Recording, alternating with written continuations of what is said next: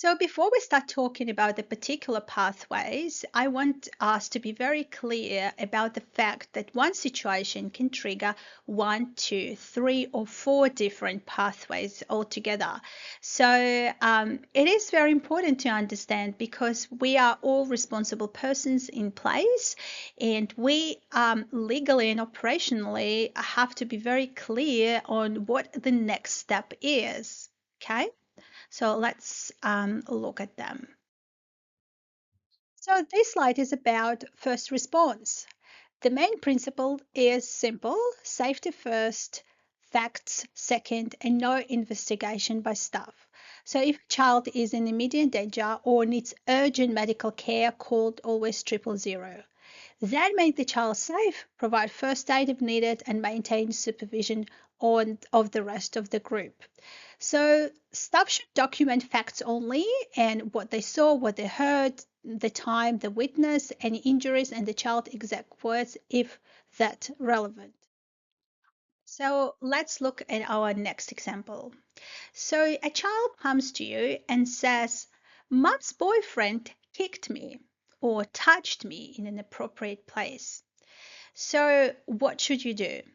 So this is called disclosure. So when the child is actually telling you something sensitive that potentially can be classified as abuse or being at risk of abuse or neglect. Okay, what should you do next?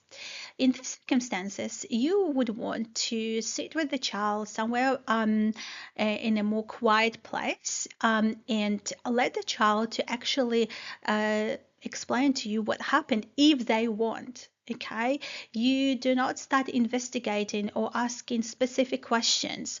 You let the child actually lead the conversation. So, in these circumstances, you would want to ask your room leader or nominated supervisor maybe to increase ratio and let you sit with the child somewhere privately while still being seen by others. So never somewhere in a closed space, but somewhere that only you and the child can talk privately. Okay, so you again, you do not investigate. You always need to assume that the child is telling you the truth.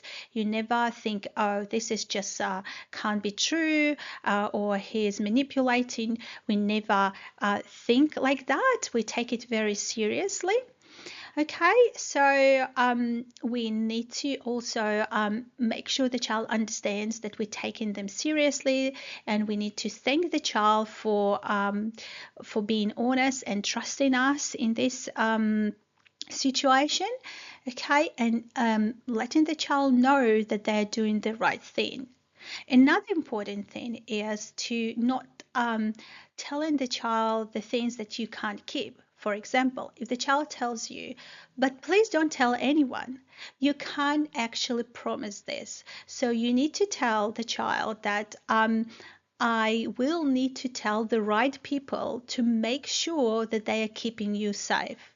So the child understands that you are transparent and honest. Okay, you can't tell the child, yeah, that's fine. It's between us because it's not gonna be true, and the child will understand that you lie to them, and will further reinforce distrust in their immediate environment. So, what should you do? After the disclosure, or maybe you saw it yourself, that the parent hit the child or did something inappropriate, you go to the website of the Department of Communities and Justice and you have a QR code at the center, and you choose the right kind of abuse or neglect it fits. You answer the questions, so it prompts you and asks you questions, and then the decision tree will actually tells you what to do next. So it could be immediate reports, or it could be just monitor the situation. I will show you these, but for now I'm just explaining you the steps. Okay.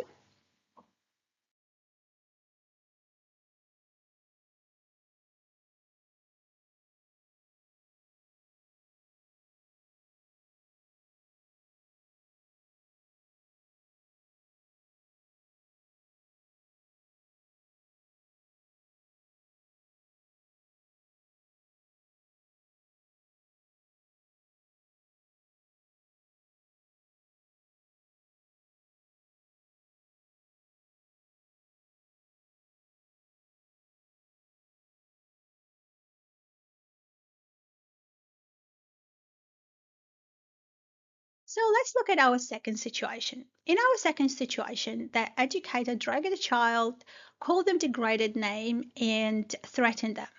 So this situation triggers a reportable conduct scheme in New South Wales. So in different states, there are different schemes. So what should we do?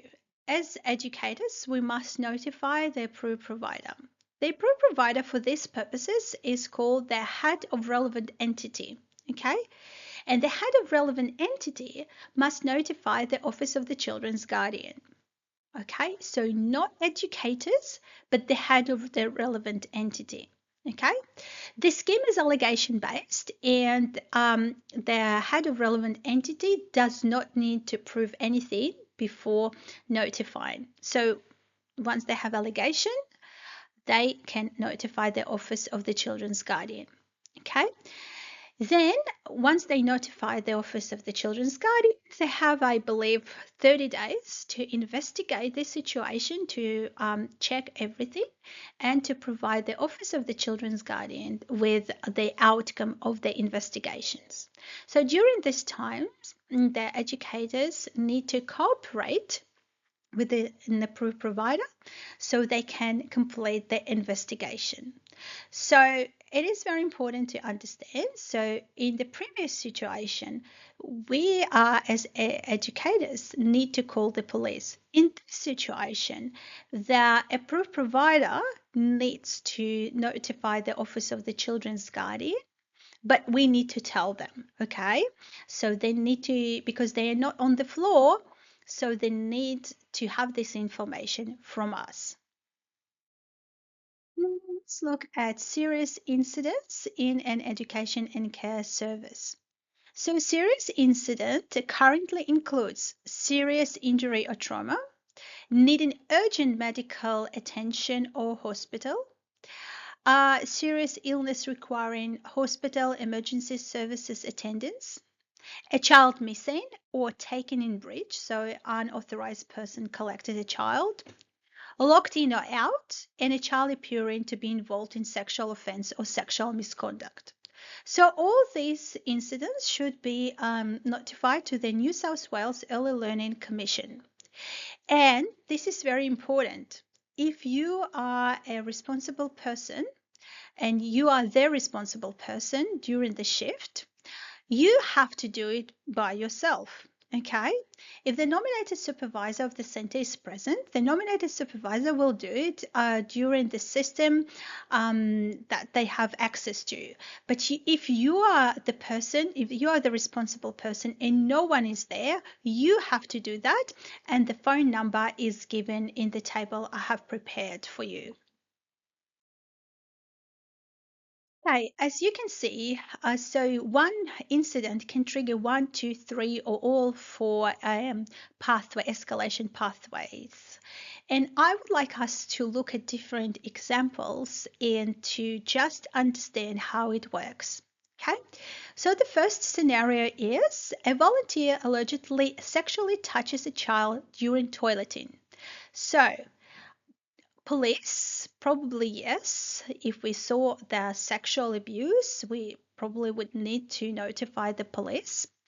Department of the Communities and Justice, yes, we need to check if it triggers the threshold of the risk of the significant harm or abuse or neglect. The Office of the Children's Guardian, yes, because it's a staff member. Okay, so all allegations about a person engaged by the service need to be notified to the Office of the Children's Guardian. New South Wales Early Learning Commissioner, yes, because it's considered that serious incident, so should be notified by the approved provider within 24-hour pathway.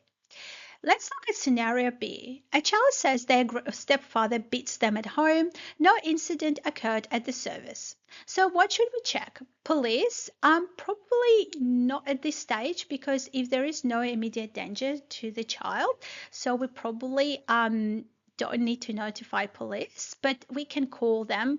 Remember, the previous slide showed you the number if you're unsure if you need to notify the police.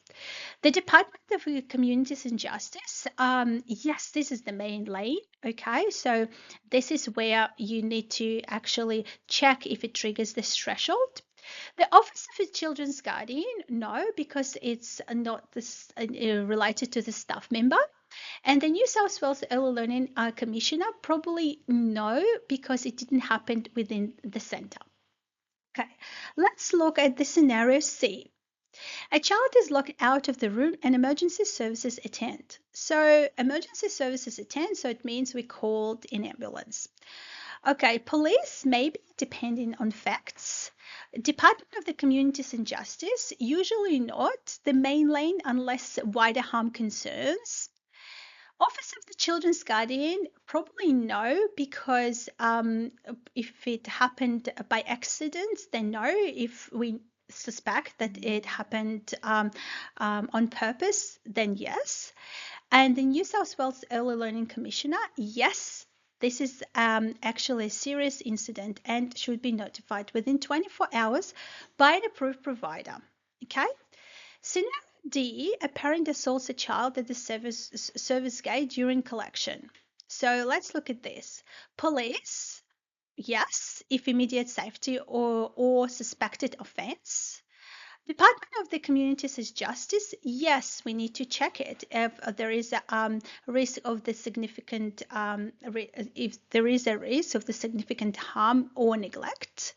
The Office of the Children's Guardian, probably no, because it's not the staff member who did it. And New South Wales Early Learning Commissioner, we need to check if it triggers their abuse or serious incident lanes. Okay,